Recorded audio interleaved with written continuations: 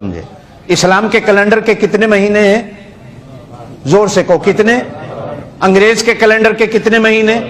ہندو کے کیلنڈر کے کتنے مہینے؟ جاپانی قوم، تھائی قوم، جتنی قوموں نے کیلنڈر بنائے، ہر قوم کے کیلنڈر کے سال کے 12 مہینے، اسلامی کیلنڈر کے 12 مہینے، اور یہ 12 مہینے اسلامی کیلنڈر کے قرآن کہتا ہے اللہ نے بنائے، بندوں نے نہیں بنائے۔ کس نے بنائے؟ سورہ توبہ 10ویں سپارے میں ان عدت الشہور، بے شک مہینوں کی گنتی، عند اللہ، اللہ کے ہاں، 12 شہرن، 12 مہینے، فی کتاب اللہ، اللہ کے علم میں ہے، یوم خلق السماوات والارض، جس دن اللہ نے زمین و آسمان کو بنایا، اللہ پاک نے اس دن 12 مہینے بنا دیے تھے۔ یہ قرآن ہے، لیکن اس میں آگے کہا منہا اربعۃ حرم، ان 12 مہینوں میں 4 مہینے عزت والے ہیں۔ کتنے؟ 4 مہینے، زور سے 4 مہینے، یہ بھی اللہ نے بنائے۔ کس نے بنائے؟ عزت والے مہینے کس نے بنائے؟ یہ اللہ قرآن میں کہہ رہا ہے میں نے بنائے۔ کس نے بنائے؟ اب ان 4 مہینوں میں کون کون سے مہینے ہیں جو عزت والے ہیں؟ رجب، زور سے کہو کیا؟ رجب، ذی القعدہ، ذی الحجہ، محرم۔ رجب، ذی القعدہ، ذی الحجہ، محرم۔ میرے اللہ کو نہیں پتا تھا ربیع الاول بھی آنا ہے؟ یہ آپ نہیں ہو جو میں نے۔ اس مہینے کو مجھے نہیں سمجھ آ رہی، کھیل تماشے کا جو بنایا گیا ہے، کیا اللہ کو نہیں پتا تھا اس مہینے میں نے اپنے نبی کو پیدا کرنا ہے؟ اللہ پاک ان 4 عزت والے مہینوں میں اس مہینے کی بھی گنتی کر دیتے۔ اللہ سے بھی غلطی ہو گئی، نعوذ باللہ من ذالک، کہو اللہ بھی نہیں سمجھا، تم زیادہ سمجھے، آج کا بھولنا زیادہ سمجھا، آج کا پیر فقیر زیادہ سمجھ گیا، اللہ کو نہیں سمجھ آئی کہ میں نے اس مہینے میں اپنے محبوب کو پیدا کرنا ہے۔ منہا اربعۃ، اور اگلے جو الفاظ ہیں نا اللہ کے بڑے عجیب ہیں۔ قرآن کہتا ہے ذالک الدین القیم، اے پکا دین ہے، یہ پکا دین ہے، کھیل تماشا ہے۔ عزیزان گرامی وقار، میلاد پاک کے بارے میں چند باتیں عرض کر کے میں آگے بڑھتا ہوں۔ جن لوگوں کو درد ہے، تکلیف ہے، بعض لوگ یہ کہتے ہیں یہ ربیع الاول کا مہینہ سنی لوگ بڑے دھوم دھام سے مناتے ہیں، کہیں پر بھی اس کا ذکر نہیں آتا۔ ایک صاحب تو قرآن کی آیت پڑھ کر کے بتا رہے تھے 2 دن قبل، ایک نئی کوڑی لے کر کے آئے تھے، کہا کہ قرآن میں 12 مہینوں کا ذکر ہے، ان عدت الشہور عند اللہ 12 شہرا فی کتاب اللہ یوم خلق السماوات والارض منہا اربعۃ حرم، 10ویں پارے کی آیت۔ وہ صاحب پڑھتے ہوئے کہتے ہیں اللہ قرآن میں فرماتا ہے اللہ کے نزدیک 12 مہینے ہیں، اور 12 مہینوں میں سے 4 مہینے حرمت والے ہیں۔ آپ کو پتا ہے 4 مہینے حرمت والے ہیں، علماء سے کبھی آپ نے سنا ہوگا حرمت والے یعنی عزت والے ہیں۔ دیکھیں وہ صاحب کہہ رہے ہیں 4 مہینے جو عزت والے ہیں اس میں کون کون سے ہیں؟ ایک رجب کا مہینہ، دوسرا ذی القعدہ، تیسرا ذی الحجہ، چوتھا محرم۔ یہ 4 مہینے حرمت والے جو صاحب بتا رہے ہیں ان کی بات میں نقل کر رہا ہوں، اور کہتے ہیں میاں دیکھو 4 مہینے حرمت والے، اس میں ربیع الاول کا کہیں ذکر ہی نہیں آیا، تو کیا اللہ کو معلوم نہیں تھا کہ عزت والا مہینہ ہے؟ کیوں نہیں اللہ نے نازل کیا؟ ایسی بھدی باتیں، ان کی عقل پر پردہ پڑا ہوا ہے، ان سے اگر کوئی پکڑ کر پوچھے اس میں تو رمضان کا بھی ذکر نہیں آیا، تو کیوں رمضان کو مبارک کہتے ہو؟ رمضان مبارک کیسے ہو گیا؟ میاں رمضان تو رمضان، اس میں لیلۃ القدر ایک ایسی رات ہے جو 1000 مہینوں سے افضل ہے، تو یہ حرمت والے 4 مہینوں میں تو لیلۃ القدر کا بھی نام نہیں آیا۔ تو 4 مہینوں میں اگر نام ربیع الاول کا نہیں آیا تو ان کو ایسا لگتا ہے بڑی دلیل مل گئی، بڑی دلیل مل گئی کہ میلاد نہیں منانے کے لیے بڑی دلیل مل گئی کہ اس میں 4 مہینوں میں۔ ان ظالموں کو یہ پتہ نہیں حرمت والے مہینوں کا مطلب کیا ہے۔ حرمت والے مہینوں کا مطلب یہ ہے کہ ان 4 مہینوں میں جنگ و جدال، قتل و قتال کرنا حرام ہے، اس لیے ان کو حرمت والے مہینے کہا جاتا ہے۔ یہ 4 مہینوں میں جنگ کرنا حرام ہے، اس میں تم میلاد کو اور رمضان کو کہاں سے داخل کرنے پر آ گئے؟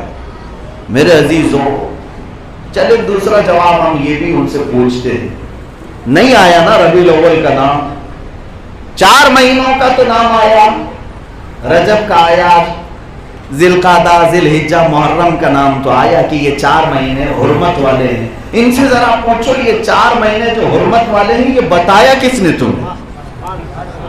کس نے بتایا؟ بات تمہیں کہنی پڑے گی کہ رسول اللہ نے بتایا. بات تمہیں کہنی پڑے گی کہ یہ بات بھی کس نے بتایا؟ رسول اللہ نے بتایا. کہ قرآن کس پر نازل ہوا؟ رسول اللہ پر. تو ان سے پوچھیں میرے عزیز، تو یہ کہتا ہے کہ یہ 4 مہینوں میں میلاد کا ذکر نہیں آیا، اگر وہ میلاد آتی نہیں تو یہ 4 مہینے آتے بھی نہیں. ارے بقرعید بھی ملی ہے، عید الفطر بھی ملی ہے اسی میلاد کی برکت سے، اسی میلاد کی برکت سے. اگر رسول پاک نہ آتے تو کیا رمضان معلوم ہوتا؟ کیا قرآن معلوم ہوتا؟ بلکہ حقیقت یہ ہے کہ اگر رسول پاک ہمارے درمیان تشریف نہ لاتے تو پھر انسانوں کو رحمان کا پتہ بھی نہیں ملتا. اللہ رب العزت تک کی بات میرے عزیزوں، واسطے کو جب، وسیلے کو جب چھوڑ دیا جاتا ہے تو ایسی ہوتا ہے، ایسی ہوتا ہے. اور آپ سب سے میں یہ گزارش کرتا ہوں کہ گوگل پر بھروسہ کر کے مت بیٹھنا. ہاں جس طرح آج نوجوانوں کی عادت سی ہو گئی ہے کہ ایک کسی نے بھیج دیا واٹس ایپ پہ، اس کے اوپر یقین کر کے بیٹھتے ہیں ارے اس کا جواب کیا ہو سکتا ہے، اس کا جواب کیا ہو سکتا ہے. آپ سب کو پتا ہے کہ گوگل میپ چلانے والے کئی مرتبہ پھنس بھی جاتے ہیں. کسی گٹر میں بھی لے جاتی ہے گوگل میپ والی جو خالہ بتاتی رہتی ہے، اور اس کے پیروکار اکثر ادھر ادھر دھکے بھی کھا جاتے ہیں. اس لیے میرے عزیزوں، ہمارا دین صرف انٹرنیٹ سے نہیں چلتا، ہمارا دین صرف سوشل میڈیا اور واٹس ایپ سے نہیں چلتا. اس کی مضبوط دلیلیں ہیں، قرآن اور حدیث ہمارے پاس ہے. اب رسول پاک صلی اللہ تعالیٰ علیہ وسلم کی میلاد کے متعلق یہ چیز نہیں، کئی چیزیں لائی گئیں. ایک بڑے صاحب آئے، انہوں نے کہا کہ عید کے، اگر یہ عید ہے تو حضور صلی اللہ علیہ وسلم نے اس دن روزہ رکھا تھا. حضور نے، مسلم شریف کی حدیث ہے کہ حضور پیر کے دن روزہ رکھتے تھے. آپ سے پوچھا گیا آپ روزہ کیوں رکھتے ہیں؟ فرمایا اس لیے کہ میں اس دن پیدا ہوا. حضور پاک صلی اللہ تعالیٰ علیہ وسلم نے فرمایا اس دن میں پیدا ہوا. تو ان صاحب کو یہ ملا، پتا چلا کہ دیکھو عید میں، بقرعید میں اور رمضان کی عید میں روزہ حرام ہے، تو عید کے دن روزہ رکھنا حرام ہے. تو حضور نے روزہ رکھ کر کے بتایا کہ یہ عید نہیں ہو سکتی. واہ، چھوٹی چھوٹی چیزیں ان کو مل جاتی ہیں. میرے آقا صلی اللہ علیہ وسلم، ان کو یہی چاہیے کہ کسی نہ کسی طرح عید نہ منانے والی کوئی بات مل جائے. باقی ان کا بڑا فنکشن ہو جائے، ان کی بیٹی کی منگنیاں بڑی ہو جائیں، ولیمے بڑے ہو جائیں، سب کچھ چلے گا. میلاد کے لیے کوئی لائٹنگ بھی نہ لگائے. درد اور تکلیف ہوتی ہے، کیونکہ ان کے دادا جی کو جو تکلیف ہوئی تھی حضور پاک صلی اللہ علیہ وسلم کی ولادت کے دن، نثار تیری چہل پہل پر ہزار امیدیں ربیع الاول. کس کو تکلیف تھی؟ سوائے ابلیس کے جہاں میں سبھی تو خوشیاں منا. میرے عزیزو، تو ظاہر سی بات ہے پوتوں کو بھی تکلیف آج ہونی چاہیے. بات جو ہے عید کے دن روزہ نہیں رکھ سکتے، اور حضور نے روزہ رکھ کر بتایا کہ عید نہیں، تو انہیں یہ بھی بتانا چاہیے کہ پھر جمعہ کے دن جو روزہ آ جاتا ہے، اور جمعہ کو بھی کہا گیا عید المومنین.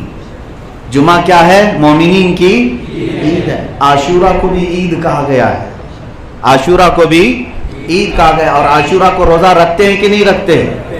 میرے عزیزوں، وہ صرف 2 عیدوں کے لیے خاص ہے، بقرعید اور رمضان کی عید کے ان 2 دنوں میں روزہ رکھنا حرام ہے. باقی عیدوں کے لیے کہیں پر بھی کسی حدیث میں نہیں کہا گیا کہ ان دنوں میں روزہ رکھنا حرام ہے. یہ تو زبردستی کا یہ لے کر کے آئے کہ میلاد کے دن حضور روزہ رکھ کر بتایا کہ عید نہیں ہو سکتی، بلکہ ہم تو کہتے ہیں حضور نے روزہ رکھ کر بتایا کہ یہی عید ہے.